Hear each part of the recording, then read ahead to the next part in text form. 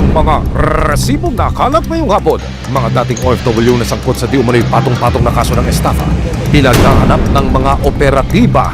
Kayo po si Jesus Tagana. Borjal Tagana. Yes. Ang modus daw ng dalawa, mag-alok at maningil para sa pagpoproseso ng annulment sa halagang 150,000 pesos. Karamihan sa kanilang biktima, kapwa breadwinner at OFWs. Accordingly, marami na silang mga kliyente na biktima.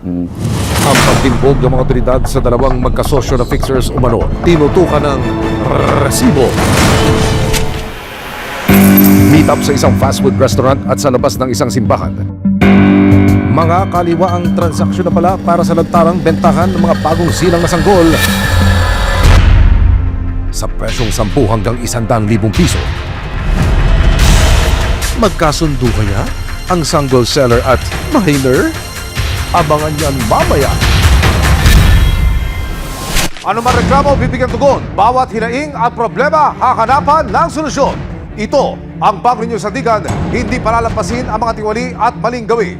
Dito, walang ligtas sa kabusado at lalong walang lusot ang may atraso. Dahil ang lahat, hahanapan natin ang resibo. Magandang hapon, ako po si Emil Sumangit. January 16, 2025, sa bisa ng warrant of arrest na ibinaba ng korte, dalawang magkaibang operasyon ang ikinasa ng CIDG, DSOU at PNP Mandaluyong para madakip ang mga suspect sa kasong estafa. May certain na Jesus Dibura Tagana na active sa social media, na may salon siya, tapos habang yung ginagawa niya na na mga customers niya sa salon, in-upload niya sa social media. Kasaba ang resibo. Nag-abang ang mga operatiba sa labas ng isang salon na pagmamayari ng suspect na si Tags. Maya-maya pa, sa udyat ng isang asset, inaresto na ang salon owner / annulled fixer umano.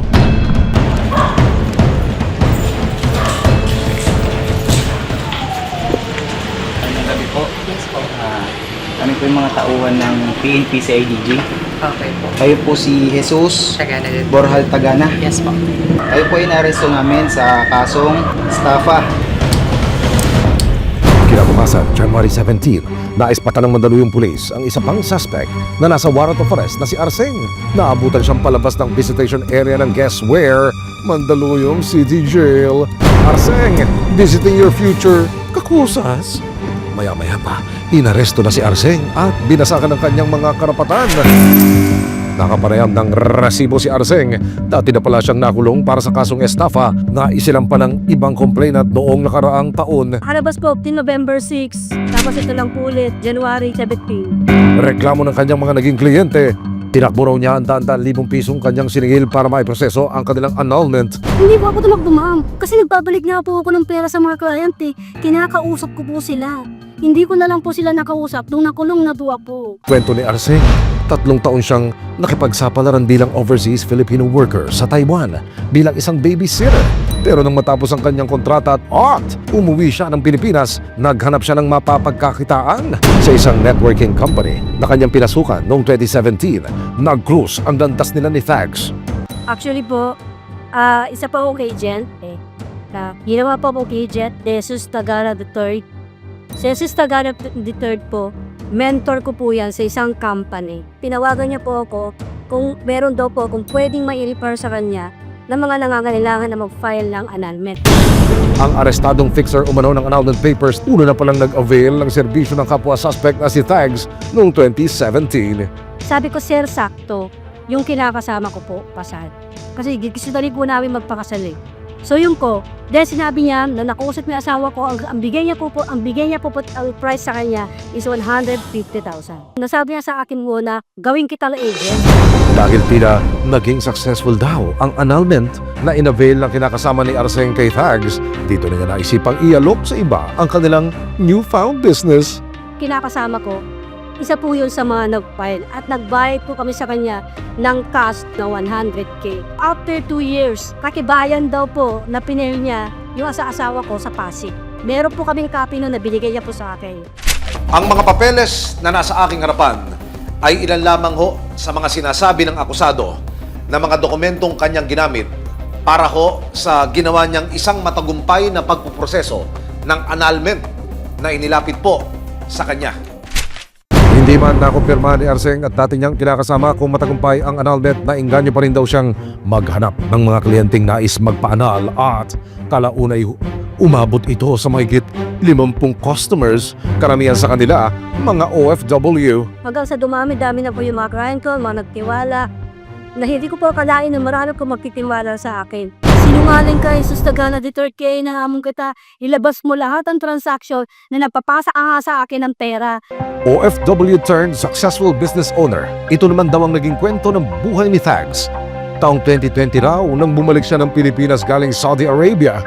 Umuwi ako nagka-pandemic. Nung nag-pandemic, hindi na ako nakabalik. It's because yun nga, nag-close na. Kalaunan, pinasok na raw niya ang pagre-refer at paghahanap sa mga nais makipaghiwalay sa kanilang kinakasama. Since ang business namin is through online transactions, nagkaroon kami ng mga iba't ibang kakilala sa online. So through with that, nagkaroon kami ng mga referrals. Pero gate niya, hindi siya ang nag-udyok kay Arseng na sumali sa annulment business. Ay hindi, kasi nungalingan niya. Hindi ako ang gumagawa, referral din ako. Kaya nakilala ni Arsing yung nakilala ko. Kasi ako yung nag-refer. Teka lang po mga ate, sino po ba talaga ang promotor? Dinulog ng resibo sa Department of Justice ang nabistong pag-fixer ng annulment. Paalala nila sa publiko. Walang kahit sino po, fixer man, private individual or ahensya ang may karapatan o authority na mag-process at mag-aproba ng mga annulment cases.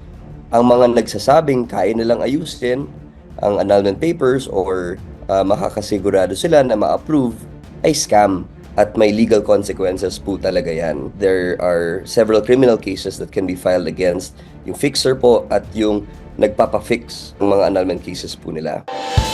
January 21, 2025, dumalaw ang anak ni Arseng sa custodial facility ng Mandaluyong. Kumusta ka naman? Ano, kamusta yung sa yung nabuo na ba? Oo, mabubuo na mamaya. Nang makapareham ng resibo ang anak ni Arseng, tanging hanga daw niya matapos na ang pinagdaraanan ng kanyang ina.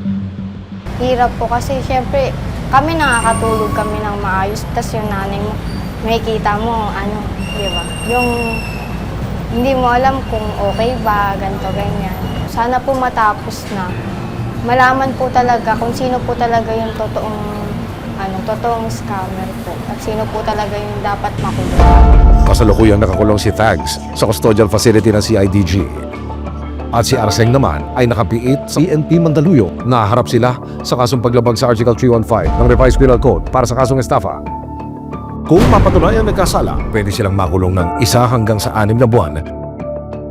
Paalala ng mga otoridad, Siguraduhin lang po na yung katransak nyo, talaga, yung totoong nagpo-proseso talaga ng annulment. So ang isa dyan is, dumulog talaga kayo doon sa isang lawyer.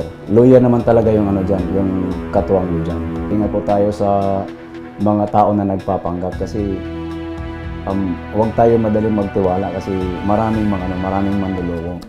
hindi may kakaila na masaklap na usapin ng hiwalayan. Kaya naman hindi maiwasang mahulog sa matatamis na pangako ang mga nais mapabilis at mapadali ito.